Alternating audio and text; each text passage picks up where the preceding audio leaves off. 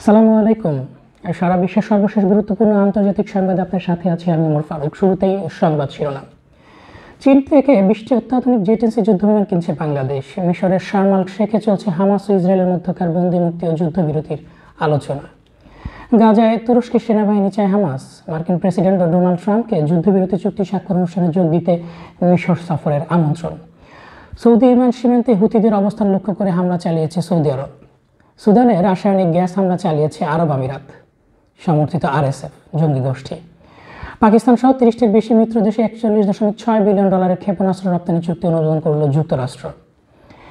সিরিয়ার স্থিতিশীলতা ও ইরানের পরমাণু ইস্যুতে পুতিন নেতানিয়াহুর ফোনালাপ। আলেপ্পোতে যুদ্ধবিরতি, সিরীয় সেনা ও কুর্দি বাহিনীর সংঘর্ষের অবসান। কাতার থেকে ব্যবহৃত ইউরোফাইটার টাইফুন যুদ্ধবিমান কিনতে চায় তুরস্ক। চীনের সামরিক ঘাঁটিতে গড়ে উঠছে তাইওয়ানের নকল রাজধানী। এবারে বিস্তারিত। শুরুতে বাংলাদেশ এবং গাজা প্রসঙ্গ। দ্য বিজনেস স্ট্যান্ডার্ড তাদের এক প্রতিবেদনে জানিয়েছে 2027 সালের মধ্যে আনুমানিক $2.2 বিলিয়ন বা প্রায় 27,060 কোটি টাকা ব্যয়ে 20টি চীনের তৈরি অত্যাধুনিক জেট-এনসি মাল্টিরোল যুদ্ধবিমান কেনার প্রস্তুতি নিচ্ছে বাংলাদেশ। এই যুদ্ধবিমানই সর্বশেষ পাক ভারত যুদ্ধে পাকিস্তান বিমান বাহিনী ভারতের সর্বাধুনিক রাফেল যুদ্ধবিমান ভূপাতিত করে এর সাহায্যে। মিশরের শার্ম আল শেখে গাজা ইস্যুতে উচ্চ পর্যায়ের আলোচনা চলছে। এতে অংশ নিচ্ছে হামাসের প্রতিনিধি দল, মিশরের গোয়েন্দা প্রধান, কাতারের প্রধানমন্ত্রী ও পররাষ্ট্রমন্ত্রী, তুর্কি গোয়েন্দা প্রধান, ইসরায়েলি প্রতিনিধি দল ও মার্কিন প্রতিনিধি স্টিভ উইটকফ ও জ্যারেড কুশনার। আলোচনায় থাকবে বন্দি বিনিময়, গাজায় নতুন হামলা প্রতিরোধ, ইসরায়েলি সেনা প্রত্যাহার এবং মানবিক সহায়তা।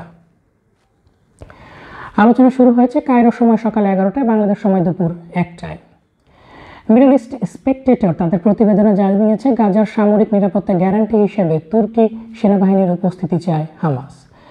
মিশরে ইসরায়েল এবং আমেরিকার সাথে আলোচনায় হামাস গাজার ভবিষ্যৎ নিরাপত্তা তুর্কি সেনাবাহিনীর হাতে তুলে দেওয়ার প্রস্তাব দেয়, কিন্তু এতে রাজি হয় না ইসরায়েল। মিশরের শান্তি আলোচনায় একটা বড় অংশ জুড়ে এই বিতর্ক চলে। এছাড়া হামাসের নেতৃস্থানীয় সূত্রের বরাতে আল জাজিরা জানিয়েছে হামাস ও অন্যান্য ফিলিস্তিনি প্রতিরোধ সংগঠনের আলোচকরা পূর্ণ যুদ্ধ অবসান ও সম্পূর্ণ সেনা প্রত্যাহারের আন্তর্জাতিক নিশ্চয়তার দাবি করেছেন। তারা আরও বলেন সর্বশেষ বন্দী মুক্তি ও সর্বশেষ সেনা প্রত্যাহার একই সময় ঘটতে হবে।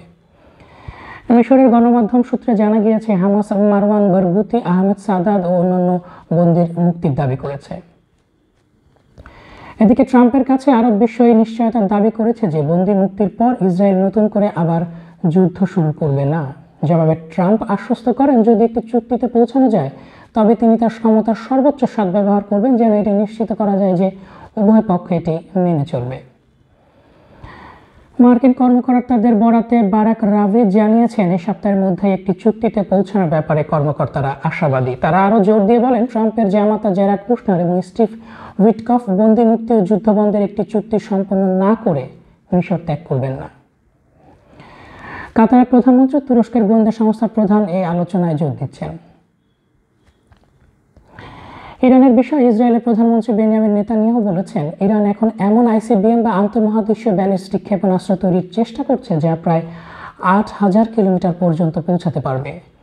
এখন তাদের শুধু আর 3,000 কিলোমিটার যোগ করতে হবে, তখন এগুলো new York, Washington, Boston, Miami এবং আমেরিকার ভেতরেও পৌঁছে যাবে। সুদানে রাসায়নিক গ্যাস হামলা চালিয়েছে আরব আমিরাত সমর্থিত আরএসএফ জঙ্গি গোষ্ঠী। সুদানের আল ফাশির শহরে সংযুক্ত আরব আমিরাতের সহায়তাপ্রাপ্ত র্যাপিড সাপোর্ট ফোর্স বা আরএসএফ বেসামরিক এলাকায় বিষাক্ত রাসায়নিক গ্যাস ব্যবহার করেছে বলে চিকিৎসা সূত্রে জানা গেছে। স্থানীয় সূত্র জানায় আরএসএফ পরিচালিত ড্রোন থেকে বিষাক্ত গ্যাস সিলিন্ডার ও প্লাস্টিক বোতল ফেলা হয়। এতে বহু মানুষ খিঁচুনি, বিভ্রম ও বমির মতো উপসর্গে আক্রান্ত হন। চিকিৎসকরা জানান এসব গ্যাস আন্তর্জাতিকভাবে নিষিদ্ধ। রাসায়নিক অস্ত্র সংহত কেমিক্যাল ওয়েপন্স কনভেনশন অনুযায়ী এগুলোর ব্যবহার যুদ্ধাপরাধের মধ্যে পড়ে এবং এটি সম্পূর্ণ নিষিদ্ধ। মিডল ইস্ট স্পেকটেটরের তাদের এক প্রতিবেদনে জানিয়েছে তুরস্ক কাতার থেকে সেকেন্ড হ্যান্ড ইউরোফাইটার টাইফুন যুদ্ধবিমান কিনতে আগ্রহী। তুরস্কের দেয়া নিষেধাজ্ঞা ইরানের কড়া প্রতিক্রিয়া। ইরানের পররাষ্ট্র মন্ত্রণালয় তুরস্কের সাম্প্রতিক সিদ্ধান্তের নিন্দা জানিয়েছেন। সেখানে আঙ্কারায় বাতিল হওয়া জাতিসংঘ নিরাপত্তা পরিষদের নিষেধাজ্ঞাগুলো কার্যকর করার নোটিশ রয়েছে। তেহরান একে অপ্রয়োজনীয়, আইনগতভাবে ভিত্তিহীন বলে অভিহিত করেছে। পররাষ্ট্র মন্ত্রণালয়ের মুখপাত্র ইসমাইল বাঘাই বলেন এই পদক্ষেপটি ফ্রান্স, জার্মানি ও যুক্তরাষ্ট্রের স্ন্যাপব্যাক প্রক্রিয়া সক্রিয় করার পর নেওয়া হয়েছে, যার কোনো আইনগত ভিত্তি নেই। তিনি প্রতিবেশী মিত্র দেশগুলোকে আহ্বান জানান যেন তারা ইউরোপীয় ত্রয়ীর এই অবৈধ উদ্যোগকে বৈধতা না দেয়। পাকিস্তান সহ 30টির বেশি মিত্র দেশে 41.6 বিলিয়ন ডলারের ক্ষেপণাস্ত্র রপ্তানি চুক্তি অনুমোদন করেছে যুক্তরাষ্ট্র। ওয়াশিংটন রেথে নির্মিত AIM-120 আমরাম C-8D3 মডেলের ক্ষেপণাস্ত্র 30টিরও বেশি মিত্র দেশে রপ্তানির জন্য 41.6 বিলিয়ন ডলারের চুক্তি অনুমোদন করেছে যুক্তরাষ্ট্র। এই তালিকায় রয়েছে পাকিস্তান, যার মাধ্যমে দেশটির F-16 ব্লক 52 যুদ্ধ বিমানগুলো আধুনিকায়নের সুযোগ রয়েছে। এটি পাকিস্তানের মূল যুদ্ধ বিমান। যুক্তরাষ্ট্রের জনমত প্রভাবিত করতে ইসরায়েলের 145 মিলিয়ন ডলারের ডিজিটাল প্রচারণা।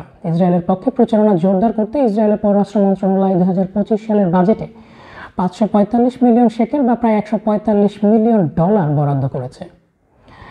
প্রজেক্ট 545 নামের এই প্রচারণার মূল ফোকাস থাকবে যুক্তরাষ্ট্রের তরুণ প্রজন্ম, বিশেষ করে যারা টিকটক, ইউটিউব ও ইনস্টাগ্রামের মতো প্ল্যাটফর্ম ব্যবহার করেন। নেতানিয়াহুকে এই উদ্যোগকে সমর্থন জানিয়ে বলেন, সামাজিক যোগাযোগ মাধ্যমে আজকের সময়ে সবচেয়ে গুরুত্বপূর্ণ অস্ত্র, যা মানুষের চিন্তাভাবনা বদলে দিতে পারে। আলেপ্পোতে যুদ্ধবিরতি, সিরীয় সেনা ও কুর্দি বাহিনীর সংঘর্ষের অবসান।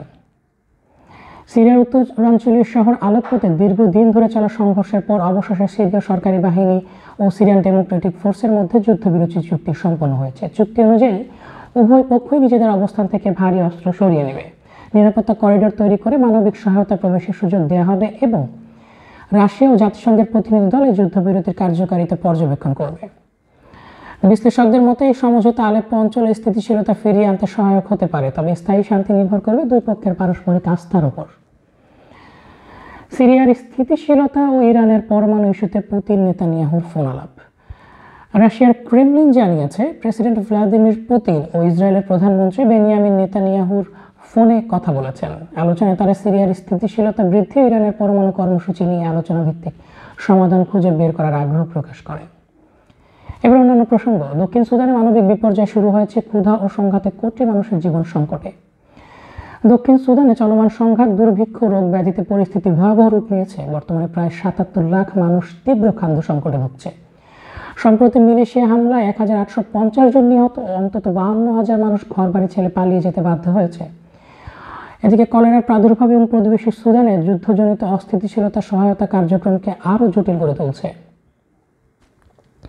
আমেরিকার সংবাদ। মার্কিন প্রেসিডেন্ট ট্রাম্প বলেছেন, সাবমেরিন ক্ষেত্রে আমরা অন্য যে কোনো দেশের চেয়ে অন্তত 25 বছর এগিয়ে আছি। কেউ আমাদের ধারে কাছেও নেই, আমাদের সাথে কারো তুলনা চলে না। চীনের সংবাদ। চীনের সামরিক ঘাঁটিতে গড়ে উঠছে তাইওয়ানের নকল রাজধানী। চীনের আর্মি উত্তর চীনে একটি সামরিক প্রশিক্ষণ ঘাঁটিতে তাইওয়ানের গুরুত্বপূর্ণ সরকারি ভবনগুলোর নিখুঁত মডেল ও অবস্থান সহ একটি নকল শহর তৈরি করেছে। হ্যাঁ, ঠিকই শুনছেন, কোনো যন্ত্রপাতি বা মেশিনারিজ নয়, একটি সম্পূর্ণ শহর চীন নকল করেছে। স্যাটেলাইট চিত্রে দেখা গেছে এখানে তাইওয়ানের প্রেসিডেন্ট অফিস, আদালত, পররাষ্ট্র মন্ত্রণালয়, প্রতিরক্ষা মন্ত্রণালয়, এমনকি রাস্তাঘাটের নকশা পর্যন্ত হুবহু তৈরি করা হয়েছে। শুধু তাই নয়, ভবনগুলোর নিচে তৈরি করা হয়েছে 280 মিটার দীর্ঘ একটি সুড়ঙ্গ, যা পালানোর পথ বা আক্রমণ কৌশল অনুশীলনের জন্য ব্যবহার করা হচ্ছে। চীনা আর্মি এই মডেল শহর ব্যবহার করে তাইওয়ানের রাজধানী তাইপে দখলের সম্ভাব্য সামরিক অভিযান অনুশীলন করছে।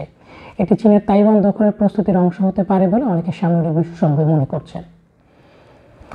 আমস্টারডামে ইসরায়েল বিরোধী বিক্ষোভে লাখো মানুষের অংশগ্রহণ। নেদারল্যান্ডসের রাজধানী আমস্টারডামের রেড লাইন স্লোগানে অনুষ্ঠিত এক বিক্ষোভে প্রায় 2,50,000 মানুষ অংশ নিয়েছেন। বিক্ষোভকারীরা সরকারের ইসরায়েল সমর্থনের বিরুদ্ধে প্রতিবাদ জানিয়ে গাজায় যুদ্ধবন্ধের আহ্বান জানান। দর্শক, এই ছিল এখনকার মতো সর্বশেষ সংবাদ। পরবর্তী আপডেট পেতে লাইক, কমেন্ট, শেয়ার এবং সাবস্ক্রাইব করে সাথেই থাকুন।